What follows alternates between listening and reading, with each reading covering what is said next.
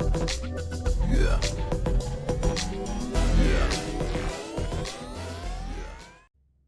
everybody, Savat the Mighty here, and I'm back with another Eve Echoes video. In today's video, we're going to be taking a look on the test server again, and we're going to be looking at one of the faction cruisers, the Serpentis Vigilant. Before we get started though, if you do like my content, please leave a like on the video, subscribe, and hit that notification bell if you want to be notified when I release new content in the future. With that out of the way, let's go ahead and jump right in. Alright, the Serpentis Vigilant. This ship here is a cruiser tier ship, and it is a faction ship. It's going to get its first bonus from Advanced Medium Railgun Operation. Per level, it gets 12% medium railgun damage, and 10% medium railgun accuracy falloff. For Advanced Cruiser Command bonus per level, it's going to get 10% Stasis Webifier Strength, 10% Stasis Webifier Optimal Range, and 10% Warp Disruptor Optimal Range. Out of the box, it's going to have an overall defense of 20,420 with a flight velocity of 268, a warp speed of 3 AUs, power grid output of 974 megawatts, a capacitor of 3,250 gigajoules, and a cargo hold capacity of 900. Primarily, this is designed to be an armor tank. However, in today's fit, we're not going to be using it that way. So I went ahead and fit this out for, again, mainly PvE content, is a close-range brawler fit. And it is going to be using a Corellium C-type medium snub-nose railguns. These guns are going to have an optimal range of 4.5 km with a 9.72 km falloff, tracking speed of 75.5, and an activation time of 3.3 seconds. Overall, its damage is going to be 984.34, with 945.9 coming from the guns itself, and 38.44 coming from the drones. And the medium slots, we're going to have a Predator Stasis Webifier, a Vrickalacus Medium Energy Nosferatu, a Predator Warp Scram, and a Mark 9 Vespa. And the low slots, we're going to have a Corellium C-type Medium Afterburner, a Centis C-type Large Shield Booster, a Gith C-type Adaptive Invulnerability Field, a Pith C-type Reactive Shield Hardener, and a Corellium C-type Magnetic Field Stabilizer. In the rigs, we're going to have a Railgun Burst Aerator 3, a second Railgun Burst Aerator 3, an Anti-Thermal Screen Reinforce 3, and for the engineering slots, we have an Auxiliary Thrusters 3, a Polycarbon Engine Housing 3, and a Semiconductor Memory Cell 3. So overall, we're trying to get more speed and maneuverability out of this, since it does have to be so up close and has to maneuver quite quickly to do so and may have to make some tight turns. We want to try to optimize all of that in there with still giving it a little bit more energy. Now, when I looked on this for its capacitor, it is better to have the Semiconductor Memory Cell 3 than the capacitor control circuit if you're just using one of them. For the stats, for our defense, we have a total of 29,884 with 6,751 in the shields with an EM resist of 0, a thermal resist of 52, a kinetic of 46, and an explosive of 50 with our rigs. For the armor, it has 8,703 with an EM resistance of 50, thermal resistance of 35, kinetic resist of 36, and explosive of 10. And for its structure hit points, it has 8,976 with a 33% resistance across the board. Its capacitor lasts for 2 minutes and 3 seconds at minus 36.77 gigajoules a second, or minus 159%.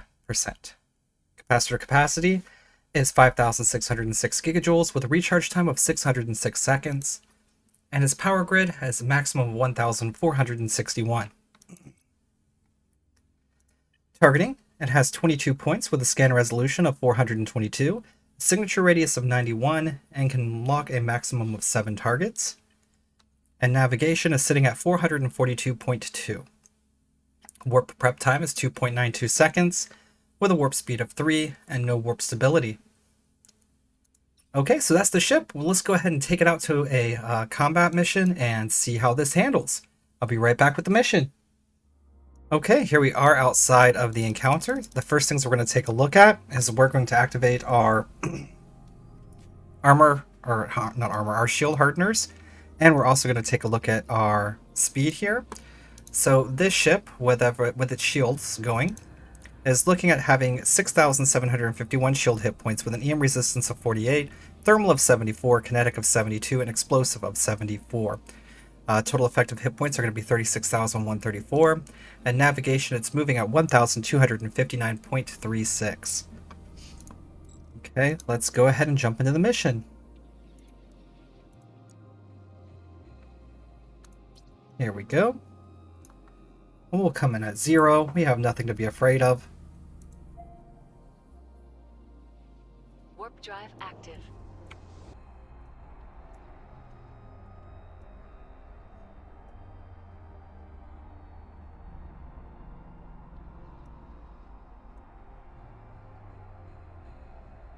Okay, so here we are on the mission. I imagine the mission is going to go pretty smooth. It shouldn't have any types of issues whatsoever. This is just going to kind of showcase what it can put out. Okay. So first things first, we're going to get rid of the smaller ships.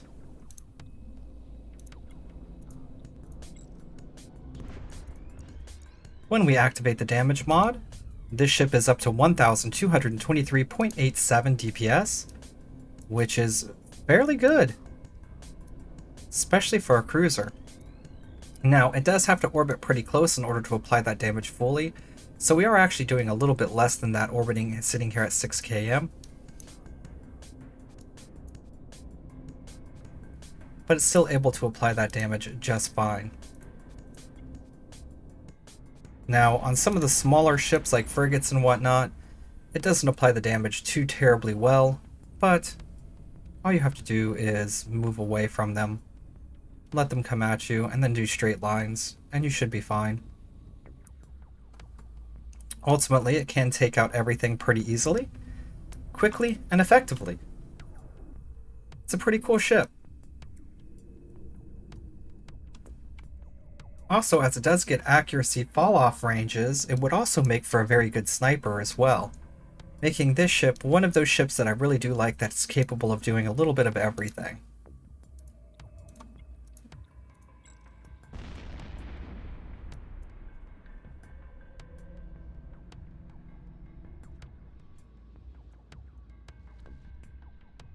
So as you can see, it cuts through all of the ships pretty quickly.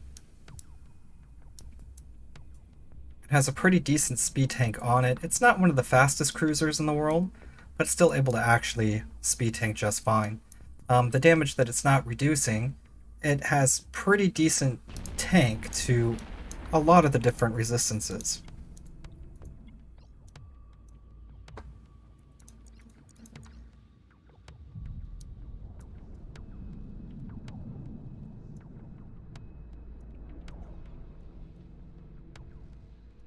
It's just crunching through that Talos.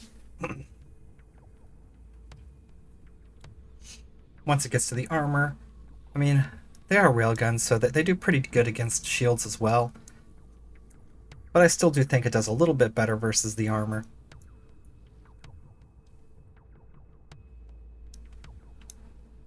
Able just to spin around and apply that damage.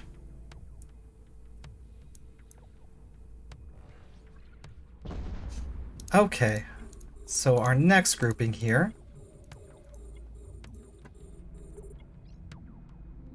Unfortunately, at about 22 is where it applies 0 damage. So it does have to be fairly close.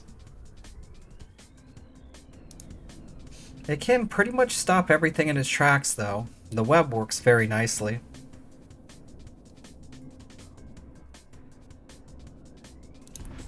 Okay.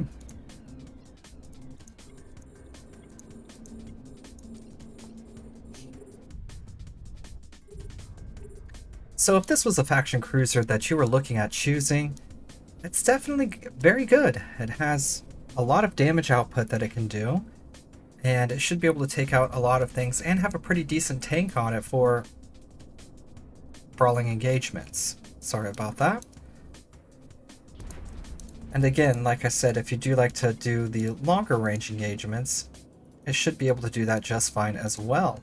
You might actually be able to get quite a bit of range out of this guy.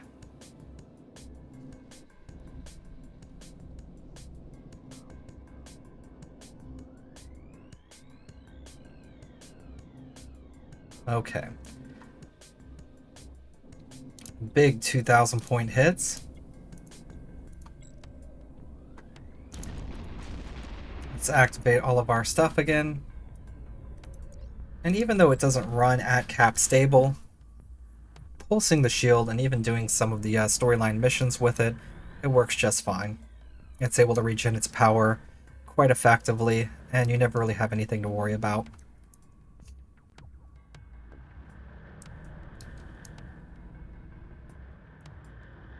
I like all of the faction cruisers. They're able to punch above their level quite well, and it's pretty cool, pretty impressive.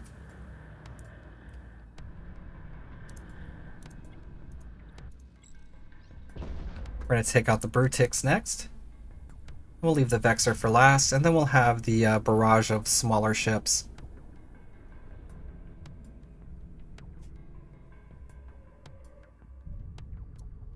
But it can definitely cut through things very quickly.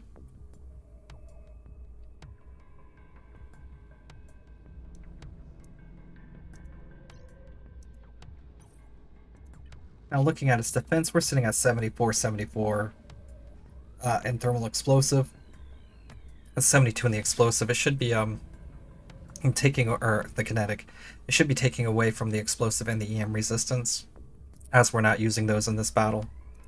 But this particular fitting is actually pretty good for defending against the Mimitar ships. And that is what I was using it for. I was trying it out in some of the Mimitar missions, and I was having a pretty good time with it. It was working pretty effectively.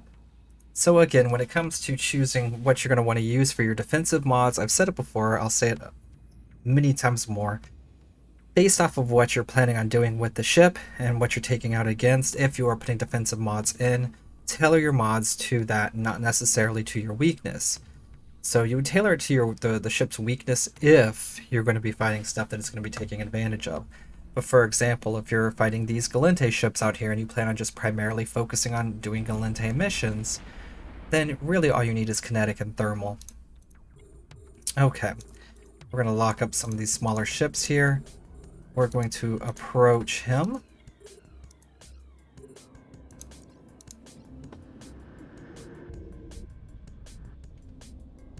There we go.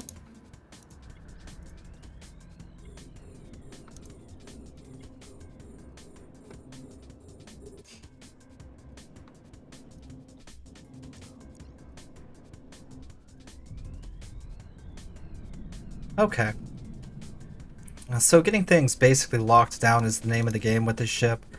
Once you have them webbed, which you can web out to 22 km, so you can start webbing and your guns will do 0 damage at 22 except for glancing shots.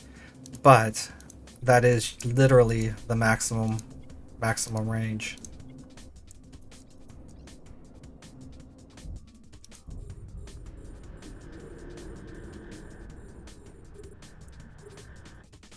But if there's a lot more bigger ships as well, you're able to basically have no issue speed tanking them. A bunch of the smaller ships, you are going to take a bit of damage, but it does have that tank.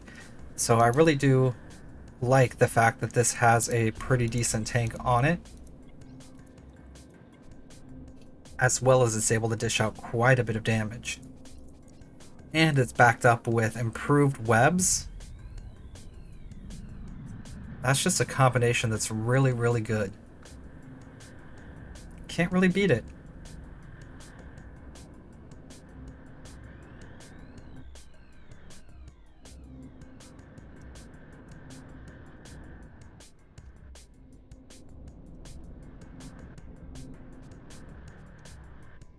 Okay.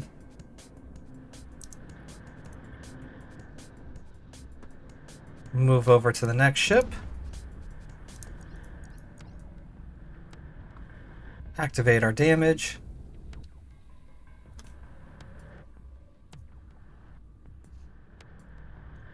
And what we're looking at here is one dead Vexor. And with the Vexor eliminated, we're going to take out the Thorax 2 next. And basically it's all done but the cleanup. If you see, whenever you do activate the large shield booster, it does give a pretty nice chunk of shield back.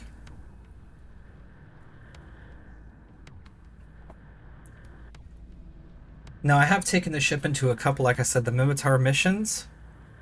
Mimitar missions are a bit tricky. This ship can't quite do them itself. And it's not that it has a problem surviving. It can survive them, no problem. But I was doing the Tier 8 Mimitar mission. Which one? I actually have it listed on here. To do disaster relief. And I got to the final wave. And in the wave before the final wave, there was one elite ship that I had to chase down. And basically, it was using longer range missiles that could hit outside of my 22 km range. I couldn't catch the ship, and I couldn't hit the ship back. So it wasn't that it could kill me. I just had to sit there for like 40 minutes shooting at it and getting glancing blows until finally it died. And then when the last wave spawned, I was able to take out everything, but they had another one of those stabbers in it as well, these elite stabbers. And unfortunately, the elite stabbers just have a little bit more range. Like, you can keep them within 25, 26, but you stop doing really any damage at 22. And if you play your cards right, you can get them to dip into 23 and 22, but never enough to actually catch them with the Webifier. So that kind of sucked. It didn't have any trouble doing the mission itself. It just had trouble with that one particular ship that was in each one of those waves. So that mission was no good, but I was able to do the rest of the missions no problem. But that's pretty much it for this ship. It's a pretty cool ship. I wanted to actually start doing some more of the harder content with these faction ships and everything to kind of just bring those out and show off the missions a little bit more. So I think I will try to do missions with these ships going forward if I have the time and I'm able to do so. I think that'll be much more fun and showcase off the ships a little bit better. But until the next video, I hope you guys have a wonderful evening. Thank you for watching, and thank you for watching my content completely. I really do truly mean that. You guys are amazing, and I appreciate every single one of you. And I will see you guys in the next video. Take care.